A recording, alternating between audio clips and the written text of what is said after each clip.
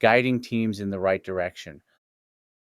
The role of a leader is completed when they succeed to guide their team in the right direction.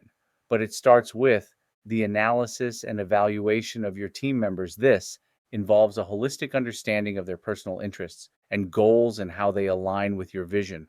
However, you will come across people that will not resonate with your prospects. They may have different views and will not always comply with you. At times, they may have a negative or opposite stand. Such people can often demotivate you and weaken your stand, but you must accept that not everyone will follow, especially if you're in a controversial area like religion, politics, or ethics. Once you have filtered out your true loyal team, you need to ensure that you equip the team with a vast number of skills that can contribute to a common goal. This multifaceted approach will enable you to build a strong and far reached plan. This also includes facilitating growth in a progressive direction. As a leader, it is your duty to coincide personal goals with team goals. Let's say a salesperson is very efficient at his job and you decide that he should be promoted to sales manager. The leader needs to analyze the qualities and interests of the salesperson, alluding to an equally effective sales manager position. And maybe it is the human relation skills that makes him a good salesperson, and they may not be a good boss or supervisor. All these speculations fall under the leader's responsibilities. I learned this when I was working as a life coach.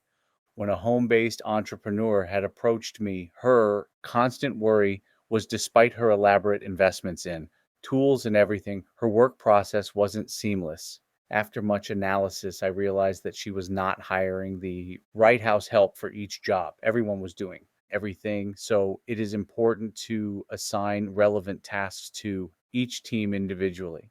Finally, to fuel determination and passion, start with envisioning long-term goals. Show them the glory of the success to let them see the reward at the end, then break down these long-term goals into short-term ones to make it achievable and practical. Help your team understand that short-term goals make long-term goals, and without the long-term goals, the short-term goals have no aim. So the bi-directional relation of the two helps strengthens an innovative and growth mindset. And I learned all these, not in some book, but from experience. I messed up at many points and made mistakes. But the thing is that for every step I took back, I took 2 steps forward. No matter how small, celebrate each progress.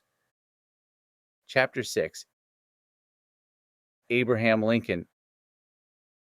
Talking about leadership without mentioning Abraham Lincoln's commendable leadership would be an incomplete conversation. Amongst the finest, if not the top leaders, is Abraham Lincoln, a man with such strong values and morals and determination that deterred even the enemies from giving in. His leadership is the best example of what a leader should look like and how a leader is built, not born. I think it is very important to highlight Lincoln's roots and background. Unlike what we usually assume, leaders are just lucky because they have better resources and exposure. It would be a shame if even in those circumstances they did not outshine. Contrary to belief, Abraham Lincoln best exemplifies the inquisitive and striving nature of a leader. Far from being an aristocrat, Abraham did not even receive any standard education, and to say he became one of the most respectable leaders even after decades is proof enough of his revolutionary ideas and his vision to bring change. Born in Kentucky to parents of undistinguished families, Abraham led his whole life living hand to mouth. If it wasn't hard enough with all the constant shifting and wilderness as their civilization, Abraham lost his mother in the 10th year, in the ripe years of adulthood, his early 20s, and most people accomplish their dreams. Abraham worked hard splitting rails for fences, farming, and keeping stores in low-lying towns. But Abraham's passion and ambition remain unmatched. He did what even the most educated failed to do. Teaching himself how to read, write, and learn, Abraham became well aware of the law, a field that is not only intricate but also controversial. He rose from nothing, not for fame or success, but for what he believed in. And to leave a mark, I really want to highlight that Abraham didn't just wake up with the mission of abolishing slavery, nor did he go big overnight. He started small, maybe even insignificant and unknown for a long time. It's about the growth that Abraham favored and worked his way through. Perseverance and farsightedness. He entered as a Black Hawk war captain, where he showed immense dedication and craftiness. He spent 8 years in Illinois legislature and relentlessly rode the circuit of courts for many years, despite no considerable outbreak and many failures. A law partner once described Abraham: his ambition was a little engine that knew no rest. One of the most prominent traits that Abraham repeatedly exhibited was his will to learn from failures. On many occasions, Lincoln never took failures as dead ends, but as an opportunity to improvise and change course. One such event was his loss against A. Douglas for senator in 1858. Even though he failed the election, he found more time on his hands to enhance his reputation and win the Republican nomination for president in 1860 with a glorious record. Moreover, Abraham's wise decision making is a notable trait that helped him build a community and following that were not only like minded as him, but also loyal and thorough. Abraham was a person who knew how to funnel his sentiments and control them to get through to his audience in the most effective way. Recklessness and rigidity were not qualities of Abraham, despite the strong oppression and pressure to bring about change. Abraham knew that tactful planning and approaches were important to ensure victory. He best portrayed this as a president when he realized the true potential of his people. Despite the popular demand and permanence of George B. McClellan, Lincoln replaced him and appointed Ulysses Grant as general. Lincoln's smart decisions and choice of loyal people surrounding him enabled him to come off as a stronger leader. Even during the onset of the Civil War, it was on Abraham to decide which side to take and what actions were necessary to safeguard the Union and the Constitution. Had he not possessed this quality, he would have not been able to slowly push his way through the layers of politics and aristocracy and get his bills approved. He clearly warned the South in his inaugural address: in your hands, my dissatisfied fellow countrymen, and not in mine is the momentous issue of civil war. The government will not assail you. You have no oath registered in heaven to destroy the government, while I shall have the most solemn one to preserve, protect, and defend it. This flows into his decision to form his cabinet after the Civil War to reform the constitutional landscape of America. Typically, a president would include officials and people that are allies and will agree with them on every point. However, this is a quality of Abraham that was never found again. His cabinet included people that were far from allies. He included people from all walks of life and backgrounds to get opinions, ideas, and feedback from a holistic point of view so that he could deeply understand the state of the country. His ability to be challenged was something that very few leaders have. He didn't take the challenge as defiance, but as another aspect to consider and resolve so that he could be better at what he did and work seamlessly. One such cabinet member was Frederick Douglass, a harsh critic and the first African American in a presidential cabinet. He made him all the more capable of being Abraham's chief supervisor. Nevertheless, Abraham was also inept with strong leadership qualities to diffuse internal conflicts, and despite the varying point of view, he could cultivate a similar value system to align common goals and vision. This was important to ensure that all efforts were towards the main purpose so that the additive and collective actions would result in a more profound and multifaceted solution. Abraham's way of working wasn't a dictatorship. Despite his strong beliefs, he displayed flexibility that revolved around a core value and aim: with malice toward none, with charity for all, with firmness in the right as God gives us to see the right. Let us strive on to finish the work we are in, to bind up the nation's wounds. This is rooted in his understanding of clear goals and steadfastness, making him a strong leader and visionary who never lost sight of his aim. It was exactly this quality that kept him rooted to himself and helped him bring consistency, reliability, and continuity in all his actions and reforms. Lincoln never let the world forget that. The Civil War involved an even larger issue. This he stated most movingly in dedicating the military cemetery at Gettysburg: that we here highly resolve that these dead shall not have died in vain, that this nation under God shall have a new birth of freedom, and that government of the people, by the people, for the people shall not perish from the earth. Abraham could maintain the sanctity and individuality of each individual while also learning to align and push people to see through a common filter. This not only let people realize their autonomy, but also helped them pave a path for a better future. Indeed, a true leader is not the one who only shows the way, but has walked that path and will walk with you again if need be. Chapter 7. George Washington.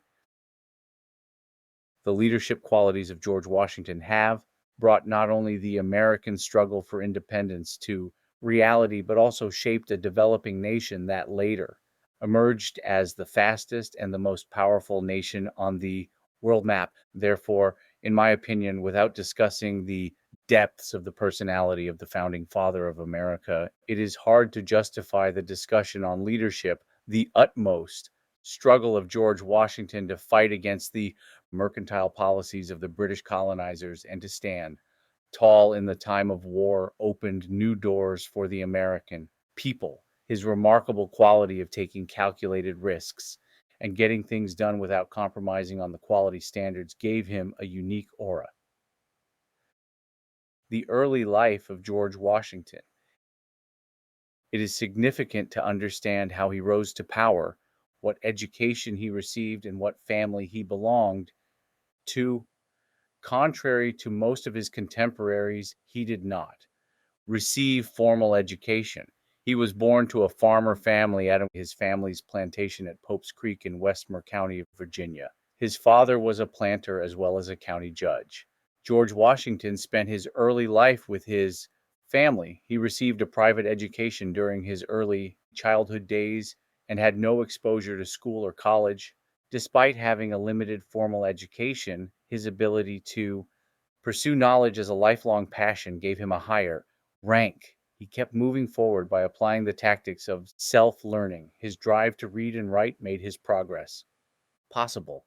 He did the three most important things that polished and revealed a hidden leader within him during his early childhood days. First, when he was just 14 years old, he wrote a copy of 100 Rules of Civility. These were the most popular rules that emerged in France during that time.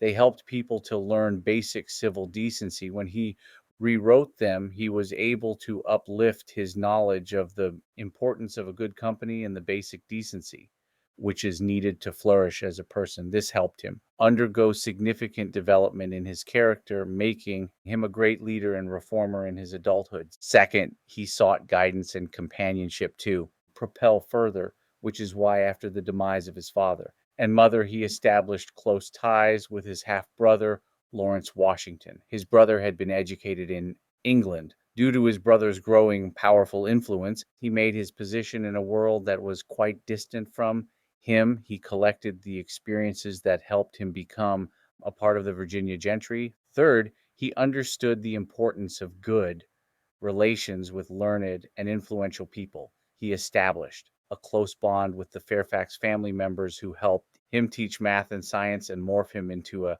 surveyor. Gradually, with time, he became an essential member of the Fairfax Association. Colonel Fairfax started taking a keen interest in making George Washington stronger in his career. These three things initially helped him in building strong leadership within him.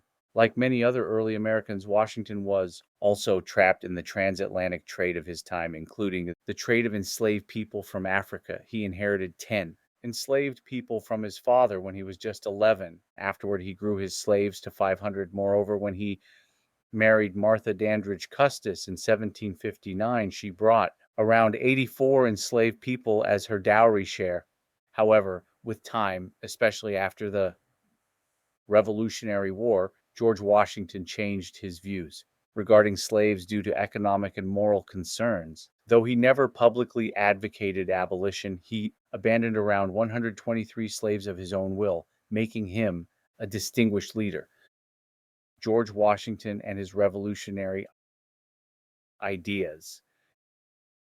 George Washington's revolutionary wisdom was visible in his writings, where he wrote he would not settle for a monarch's rule if there were discrimination when he was serving in the British Army during the French and Indian War. He was devastated by the discrimination he faced. He questioned the legitimacy of British rule and the reason behind his low wage, despite having extraordinary military capabilities during his entire service period. He received lower wages than the British soldiers. It was not the only area where he was discriminated against, but when he was promoted from lieutenant to captain and others were promoted to a higher rank, he deeply felt the unfair treatment of the Britishers. It was when he decided to quit the army and join the revolutionary wisdom. George Washington, as a strong military general and a Revolutionary War leader. George Washington proved to be a fearless general who set the bar higher for all the subsequent generals. If he had not been the leader of values, he would never have won the freedom for his people. His supreme ideals and a winning strategy liberated the American people from long years of oppression. As a military general, he prioritized three main things. He said that despite all the time constraints, his ultimate objective in fighting was to win freedom. Secondly, he believed that winning freedom had become necessary to secure the American dream and give up on several intolerable acts he thought it had become necessary to prevent the exploitation of American resources and labor exploitation. Thirdly, he advocated for the Republican ideals that would challenge mercantilism and the colonialist mindset. This demonstrated the insights of a leader which were hidden in him. Later on, when he commanded all the United Continental forces raised to defend American liberty, he emerged as the most genius general and commander in chief of the United Colonies. George Washington, a great leader and a founding father of America, a visionary leader, has deep insights into the future. He had a deep understanding of his responsibilities and action plan with which he brought a significant impact on the lives of others and shaped his ideas into reality. Many notable historians have given him the title of the visionary leader. Despite all the hindrances he encountered, he remained stuck to his goal. He stood tall as a general in the American War for Independence. Not just this, but he succeeded in bringing other Americans on the same page and establishing a culture of independent values. His natural talent for focusing on the configuration of two different things at once exemplified his status. He devised commendable strategies as both the president and the military general. As the president of the Constitutional Convention held in Philadelphia from May 25th to September 17th, 1787, George Washington proved to be a visionary leader.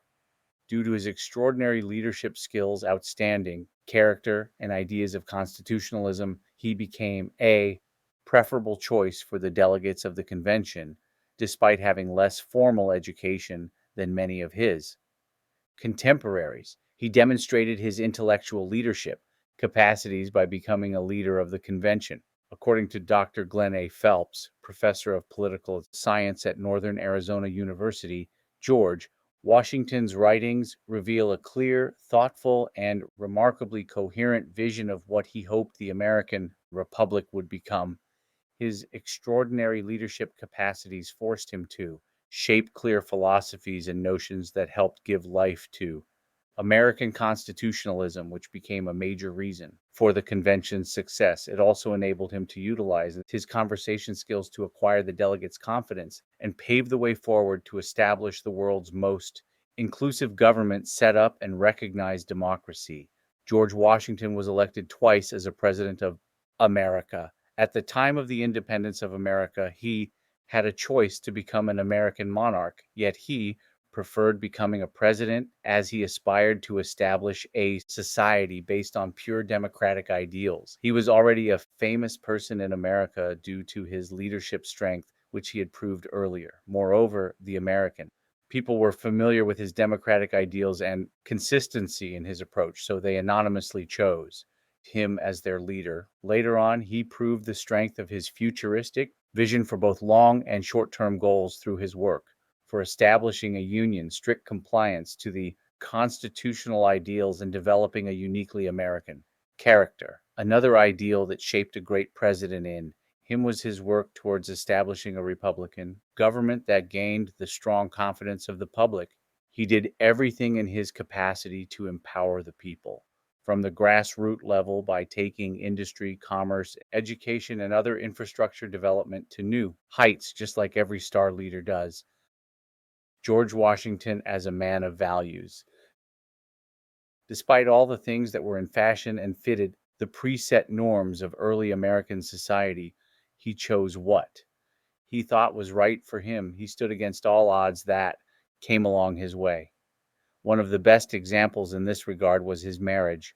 Having many options for weddings, he preferred marrying a widowed woman, Martha Dandridge Custis, who had two living and two dead children. She was even a few months older than him, yet it did not affect the determination of George Washington toward her, and he continued to seek the unification of two harmonious temperaments for a happy and content life. George Washington as a risk taker. To resolve the issues faced by developing American states, George Washington's Secretary of the Treasury and Alexander Hamilton proposed an excise tax on farmers against which most farmers rebelled. He tried to peacefully resolve the issue by issuing a national proclamation using his leadership qualities. However, he remained committed to his decision to achieve the end goals. This enraged the anger among the big farmer populations and forced them to reject the government's decision. This rejection became a threat to the stability of the nascent United American Society. George Washington, already a risk taker, encouraged himself to lead a militia to stop the rebels. He also went against some of his relatives, who were farmers. However, the threat of raising a militia was enough to scatter most of the protesters and sabotage the Whiskey Rebellion. It gave him further strength as a leader. George Washington, a strong proponent of the power of people. The immediate challenge for George Washington as a president of the United States of America was to build a nation. It was a daunting task to do in a divided society into Republican and Democratic political unions. Still, he balanced quite well among both of them. In this regard, the first thing he did was his efforts to take out his country from a relatively fragile constitution, the Articles of the Confederation, and give it a strong and rigid constitution. He empowered people and established a separate treasury of the state. The darker side of George Washington. Like many other notable leaders, George Washington was not perfect. He was not good at directing the troops and planning the war strategy, but his consistent will, absolute fearlessness and determination helped him do wonders as a commander. He always took challenging risks, which sometimes pushed him backward. Apart from this, he always wanted to protect his social image, so he was never willing to accept money from the people despite the need. Though it was cruel to him, this made him do the selfless struggle that shaped him into the best leader. Thus, overall, he was not a perfect person, but he managed to become an excellent leader by keeping up the ideals of leadership on top. He remained stuck to his ideals of selflessness, confidence, risk taking, and long term vision throughout his life, which made him the most important and influential figure in American history.